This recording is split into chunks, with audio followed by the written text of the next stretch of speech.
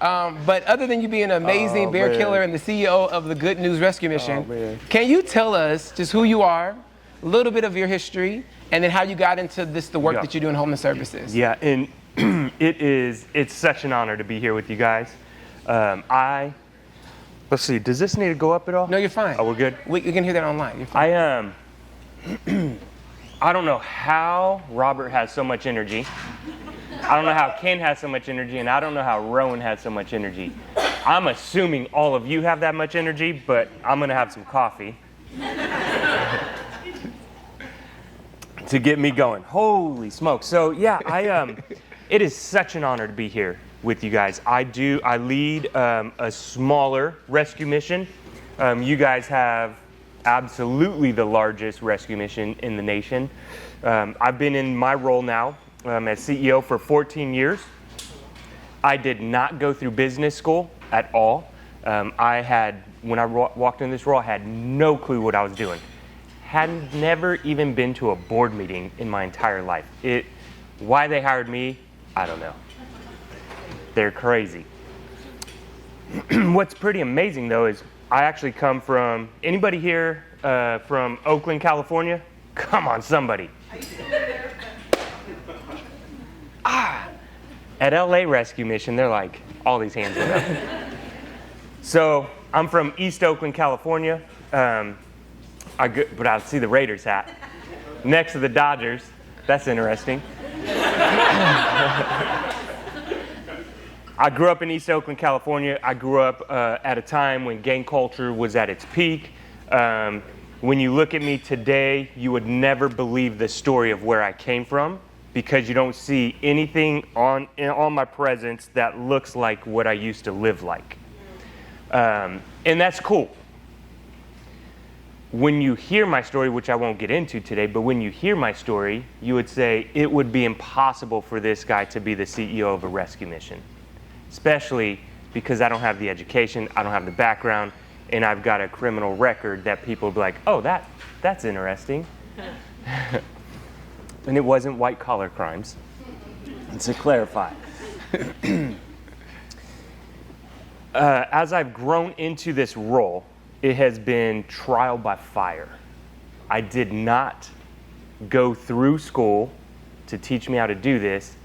I just started going. I started learning. I started figuring it out as a leader. Nobody took me through leadership training. What I learned in the process of getting to where I'm at right now is you have to be willing to walk through a tremendous amount of hell and get burned constantly if you want to see what the other side is like. If you're not willing to do that, you're going to stay away from the hard times, and the hard times will keep you really shallow. You'll have a really nice, peaceful, comfortable life, but you'll never see the greatness of what's on the other side. Wow. It is difficult. Put it in perspective like, that's not the question you asked, but I'm going to go with it. Put it in perspective like this. If I wanted to live a really, really comfortable life, which is this, Rowan is going to cringe when he hears me say this, I would wake up in the morning without an alarm. I would look at what time it is and I'd say, you know what, I'm going to sleep for another hour. And I'd go back to sleep. And then I'd wake up and I'd say, you know what, I'm just going to turn the TV on and I'm just going to lay in bed probably all day. I couldn't do that. And when I feel like it, maybe I'll get out. Instead of taking a shower, I'm just going to jump in the pool. Like, that is a good life, right? That's a really comfortable life. Now let's say I have a different vision for myself. Hey, I want to look like Arnold Schwarzenegger. That means I'm going to wake up at 3 a.m. And I'm going to put my body through hell. And I'm not going to stop putting my body through hell. And then all the foods that I want to eat, I'm not going to eat. Which sounds horrible. I would not do that. But if I want to look like Arnold Schwarzenegger, I have to start getting into a rhythm of putting my body through hell and putting myself into hard places and hard circumstances, and I have to get comfortable being uncomfortable. If I do not do that, I will never achieve the vision and aspiration for what I'm going for who I want to be. Are you following what I'm saying there? I know you got more questions. I'm going to keep going real quick, if that's all right. That's fine. I feel like something I want to say to everyone is, what's the vision that you have for your life right now? And really, really think about that for a minute. What's the vision that you have right now? I don't know. I can't project that for you. And then what's the vision for you that you have for your life 5 years from now? I don't know about 10 years, 12 years, 20, stuff like that. But right now, what is the vision you have? Who do you want to be? You know who you are today, I hope. Some of us don't. I didn't 14 years ago. But who do you want to be? Who do you want to be tomorrow? Who do you want to be in a year from now? Who do you want to be in 5 years from now? What do you have to put yourself through to be able to attain that level of aspiration? If you cannot have that vision, you're not going in any direction at all. You're just laying in bed watching TV. You need to get a vision of who it is you want to become, what level of aspiration you want, and I'm going to challenge you on this. When you get that vision, multiply it by 10 times and then multiply it by 100 times. The only thing in this life that will limit you and keep you down is your mind. Yep. Nothing else will limit you and keep you down. I watched a dude, you guys know what cornhole is? Like the little, you toss the beanbags? I watched a guy win a cornhole championship and he doesn't have arms. Have you seen this? No. YouTube it. Like, it's absurd. I'm like, what the hell? You don't have arms, yet you won a how do you even throw the damn thing? Oh, sorry. How do you throw how do you throw it, right? So here's what I'm saying. Only you in your mind will limit yourself. But also in your mind, you can propel yourself to any height and any aspiration that you can possibly think of. I would challenge you on this. Think as big as you can and never stop going from that point forward. I love that question. I love that statement just in general. One of the things that you mentioned that I thought was really, really interesting, and I'd love to hear your story. And I think I'd like to hear the story about your background, your essentially what we'll call lived experience. Yep. Yeah. I love that you talk about your East Oakland. You know, I love it. Like, tell me where to go. I love that. Like, I love that whole. Y'all already know, like, y'all caught it, the hyphy. Like, I love the hyphy life. All right. You have to catch it. Either you know it or you don't know it. All right. And so with your lived experience and your background, I think many of the people that we do, and one thing I do love about Hope is that we hire people with a lot of different backgrounds and experiences, and many people in this room have their own journey of lived experience. One of the things that I know that you mentioned on Tuesday and even Wednesday, you spoke to something about imposter syndrome. Yeah. And how for those of us that have different backgrounds, different marginalized experiences, it's very easy to feel, as if you're in a position, you got this amazing title, you're doing this amazing things, but then yet you know who you are, right? You know who you are or who the world has told you are. And so how have you, in your level for the past 14 years, dealt with the imposter syndrome? I imagine looking at yourself like, how in the world am I a CEO? I'm a felon. Like, how am I doing such and such and I know who I've been in this experience? How have you conquered imposter syndrome? And what can you speak to many of our leaders here that struggle with that every day in their roles? Yeah, it's so good. So like I was saying, the only thing that is going to keep you from going anywhere you want to go is when you get in your mind and you tell yourself you're not good enough, you're not worthy enough, or you have things in your past that you don't want people to know because then they shame you, right? The moment you get into your head is the moment that you suppress yourself. So this is how it worked for me. 14 years ago, I was sitting in my very first board meeting ever. I'm just this ghetto kid from East Oakland. That's who I think I am, right? But when other people look at me, you don't see that. You don't see that. Only I see it. But then I have the chief of police in our community coming to the organization. He's at our board meeting, he pounds his fist on the table, and he says, I'm going to lobby to get you shut down and run out of this community. Whoa.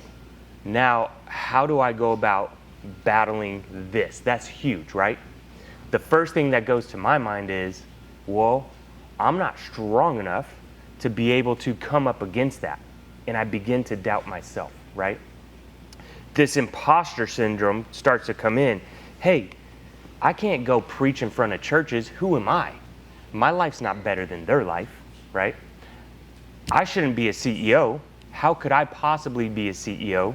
Because I barely graduated high school this is crazy. I didn't go to business school. What if people find out that I'm not CEO material, I'm not CEO quality? You get so deep into your mind that right at that point, it was like, man, what? Well, maybe I should just tell the board they need to find someone else. Okay, if I told the board they need to find someone else, I don't know what I'd be doing today. Like, where would I be? Who knows what kind of job I would have? But because I was able to get through that, and the way that I did is I surrounded myself with mentors, people who were doing the work and doing the jobs that I wanted to do. I looked for people in my community who had the qualities that I wanted to embody, who had the character that I wanted to model, who had the integrity that I wanted to live my life by. And then I said, okay, I want 3 mentors at all times. In every single week for the past 14 years, I have met with 3 mentors who pour into my life, and they model, they help mold me, they help shape me, and they help get me to where I want to be. So that I don't have to feel like an imposter in my mind anymore. Who cares what my background is? Guess what? I love my background. You know why? Because it helps me be relatable to the people that I work with. It puts me in a very, very unique position. At the same time, it helps me be invited to sit at the seat within our community and sit at the table, very, very different tables all across the community. Today, because I didn't give up, because I did not allow this imposter syndrome to keep me suppressed, because I surrounded myself with mentors who would mold me, who would shape me, who would teach me leadership, who would guide me along the way, I did that work for myself. The organization didn't pay for it. Because I did that today, I sit at the table with our chief of police, I sit at the table with our sheriff, I sit at the table with our district attorney, with our mayor, with our city manager, with all our city council, with all of our county supervisors, our county CEO, all government legal analysts in our community. I sit at the table with our Congress, I sit at the table with our assembly, I sit at the table with our senators. When I say I sit at that table, what that means is I can pick up my phone right now, I can call, and they're going to answer without putting it to voicemail. And they're going to say, Jonathan, what do you need? How can I help? When you have an imposter syndrome, you will keep yourself from going to the tables that people would love to invite you to because you don't think that you're worthy to sit there for some reason. That is something, if anybody has that, get it out. Get it out. For me, the way I got it out of my mind, those mentors. Surround yourself with people that are going to groom you and grow you to who you want to become. Yeah, I have personally dealt with that. Like I felt like in different times, especially at Hope, it's like you get opportunities and it's almost like you're thrown into the opportunity. And I wouldn't say thrown in. It's just legitimately, we're moving fast. Things are happening. We have needs and people put you in position. And it's really an honor. But I do think, and something that you said I would like to ask you just your thoughts about, because a lot of times, especially being responsible, everybody knows I'm responsible here in the organization over learning development and training, and we've cultivated a robust training program, and we do all that, and we always like shout out to the training team, and we have training happen all the time. Like, and I love that, and I'm a proponent of training. I'm a proponent of, I believe in education.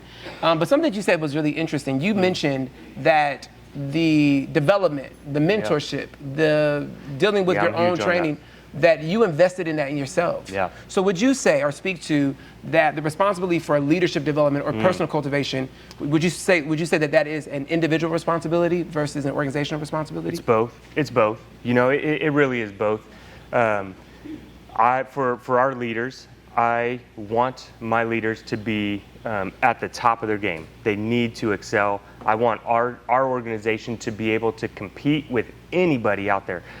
I'm a little bit of an adrenaline junkie, not as much as Rowan. You kill bears. You kill bears and go and hunt bears and deers. That's like, you can't say that. He is not killing bears. Rowan, I have hung with him. I'm going to tell you what. Bear. He may run a marathon, he may canoe, but you kill bears. Smokey the Bear has to stay away from you. Yesterday, Rowan asked me if I want to go kayaking. Deb is like, I'm looking, I'm like, well, if Deb's going, sure, I'll go. Like, how hard can this be? Holy hell. We kayak through this marina, and we get to the very end of the marina. I'm like, cool, we're about to turn around. And he's like, oh no, we got to get out of the marina and then it starts. Like, you get in the ocean and then it starts. And we get into the ocean, and these waves, I don't know how tall they are, but every like 2 seconds, I no longer can see Deb, because it's like she's up here, and then I'm like, oh, where'd she go? Oh, she's back. Oh, where'd she go? But did you kill a shark? So here's the thing. I was really good. Like, I was really okay, like, in my mind about going kayaking until Rowan's like, hey, we might go through, like, the breeding grounds for great white sharks. And I'm like, nah, you're joking. And then Deb's like, yeah, we've seen sharks. I'm like, why would I do that? No. On land, I understand. you have an advantage. In the water, you've got no advantage. I understand. See, that's the competitive edge. You always want to have the advantage. You got no advantage. What am I going to do? Hit it with a paddle? At least when I'm hunting, I have a gun with me, right? So here's the deal. For our leadership team, you want to have that competitive edge. Great analogy. I don't want them to be in the water with a paddle fighting a shark. I want them to be on land with a gun and be like, oh, okay, we got a chance. I understand. Theoretically. Maybe that's a bad analogy. But here's the deal. There is a component to this where myself, I'm going to say to our team, hey, I'm going to pay for you to get leadership training where I believe I want you to be, right? But I also need all of my staff to say, that's cool, but I also have a vision for where I want to be, so I'm going to get the training on my own personal side to get me to that point. It's not a either or, it's a both and, right? And the corporation's going to do some of that, but I'm going to tell you the best thing you can ever invest in your life is your life. That is the best thing you can ever invest in. When you develop the character that everybody else wants to be around, you have influence. When you have influence, you have leadership. When you have influence and you're sitting at tables, your voice isn't just being heard, people are actually listening, and they're gonna follow whatever it is you're saying. It is such a privilege for me to be able to sit at these seats, or at these tables in various seats in our community, and when I speak, the highest leading officials who write the policy are listening to what I say, and they say, man, that makes sense. The policy used to say this, let's rewrite it to do this now. That is a huge honor. That is a point of privilege. But that only comes from internal development. And that internal development, my corporation did not pay for. I had to find that on my own. I want to encourage all of you to do that. Okay, awesome. I want to encourage you to hit me up to go bear hunting sometime. So I have like 2 or 3. This is what I love these conversations, because like my mind starts going and I get excited and I start thinking about a lot of things. But I want to just say one thing before I ask the question, okay? And this is a statement. I'm not going to canoe, kayak, or kill a bear, okay? So neither one is going to happen. So you may get me on a bike, barely. You may get me to run. But the sharks and Jaws and waves and Smokey the Bear is not for me. All right, I'll just say, I'm not going to do it. Some of these hunting lodges do have day spas. Okay. You might enjoy that. I'll eat. Like I said, you can get the and fur. The food is really I'll good, man. So imagine you're next to a fire. It's snowing. You're on a bear rug. Yeah, that's fine. We had a bear come to Pacoima about a month ago, and that's the closest bear that I would see. All right. And it was in my backyard. It was okay. So, hey, real quick. They always mess with me with bear hunting, and I'm like, honestly, it's not dangerous. I know some people don't like hunting and stuff like that, but it's not dangerous. It's nice. It's fun. It's cool. And Ken and I are driving the other day, and his buddy calls me and is like, man, I just got attacked by a bear. I'm like, is this real? Like, he literally got attacked by a bear. They're dangerous. I might second guess They're my dangerous. life choices. So I want to ask a question. So I have about 2 more questions, and I want to open the floor for some questions from our audience, all right? Not our audience, our studio audience. Now, in your position of leadership, so leading as the CEO of a rescue mission for 14 years with your experience is fantastic. And I imagine, You know, and you shared with us on Tuesday some about the challenges that you've experienced, Oh, yeah. navigating the organization, pivoting, moving to innovation. But if you can speak to our team here directly as a CEO, what have been some of the biggest challenges that you've seen with the teams that you've led that have hindered them from maximizing their potential or coming to their full potential? Sure. What have you seen from your CEO seat for leading teams that have hindered them from becoming all that they can become in their roles? Yeah, and I'll speak to it. There's so many different examples, right? That's the fire, that's the hell you have to walk through and be willing to weather those storms because they never cease. And the higher up you go in leadership, the more responsibility you take, the more drama there's going to be. It just never ever ends. And so, for me, one of those things is as a leader, everybody here is a leader, correct? Yeah. Come on, that was not a leadership response. You just sat there like, I'm gonna watch my TV today. Everybody here is a leader. Yeah. That's right. Come on. Which means as a leader, you have to excel in conflict. It's good. How many people shy away from conflict? How many people just say, I don't want to deal with that. I'm going to walk away. I'm going to pass it to someone else. You're not leading when you do that. You have to excel in conflict. At the same time, you also have to get very, very comfortable holding things in tension, right? What does tension mean? Tension means there's this department over here, and there's this department over here, and these employees are not getting along. They're not doing what they're supposed to.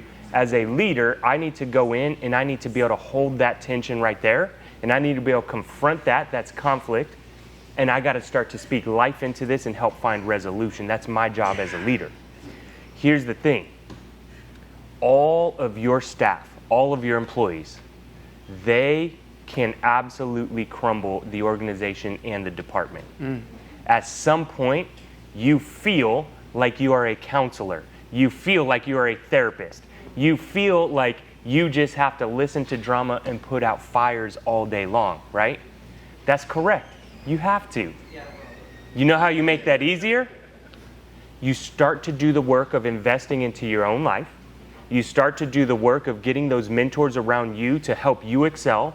And you start to let all of your staff see the personal growth that you're doing, and you begin to speak that personal development into them and encourage them to do that personal development. And as they do that, guess what? You don't have to counsel them anymore. Why? Because they have their own mentorship team that's counseling them. They're bringing those issues, and the mentors are saying, hey, have you thought about this? Because you're a leader, I say this respectfully, because you're a leader, it means you're in a position where you have shown that you have a greater deal of maturity than a lot of other people. And I say that respectfully, right?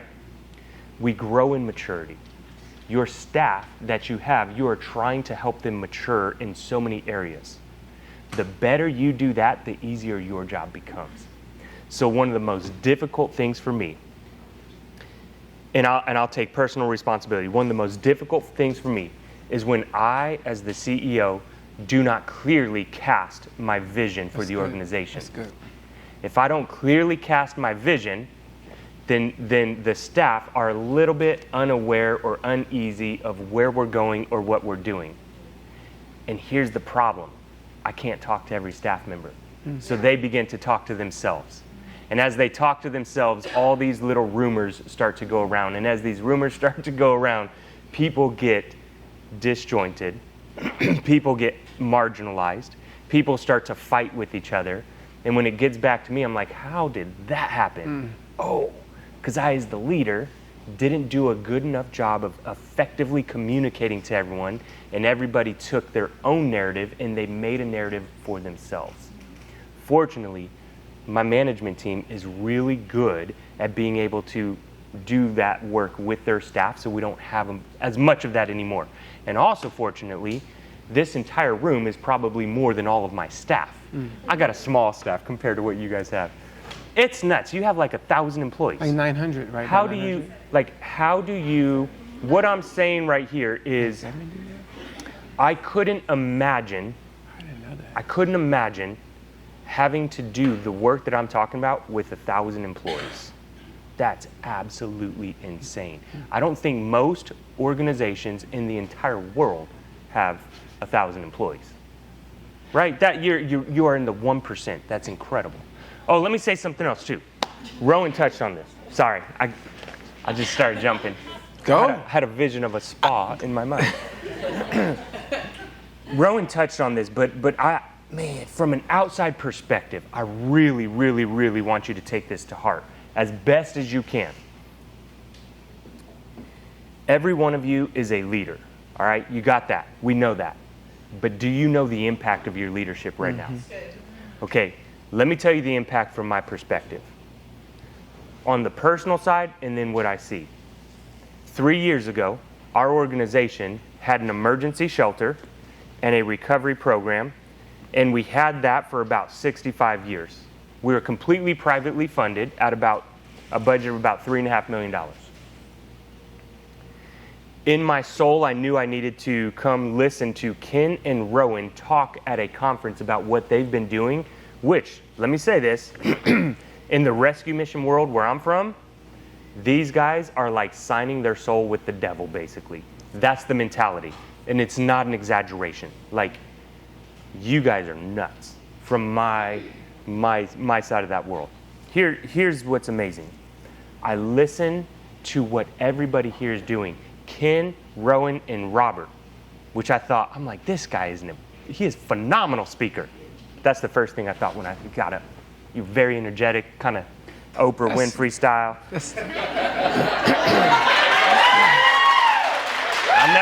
I knew it. He doesn't know what to be Oprah. Oh, shoot, I knew it. They're speaking. That was a compliment. That was good. Yeah. So they're speaking, and I knew that our organization had to take the leap to start to do what you're doing, which comes with great risk. Yeah. We started to do that. I want you to know something. Our organization had to make a change. We had to pivot because we were becoming irrelevant, and we were about to risk serving nobody anymore. So we took a risk and we said, let's start to try to do what these guys are doing. Okay, so real quick, in 3 years, right? It took us 65 years to build a shelter and a recovery program.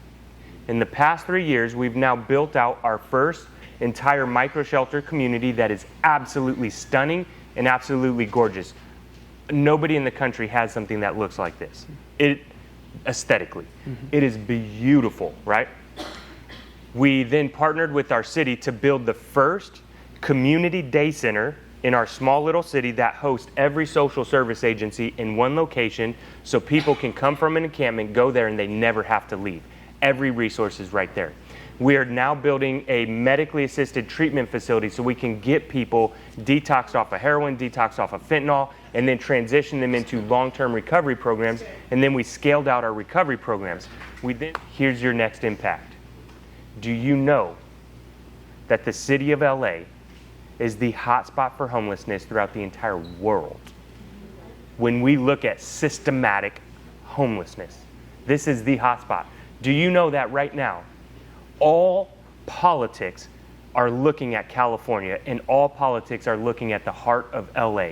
And do you know that right now, one organization in LA is leading that more than any organization in the entire world?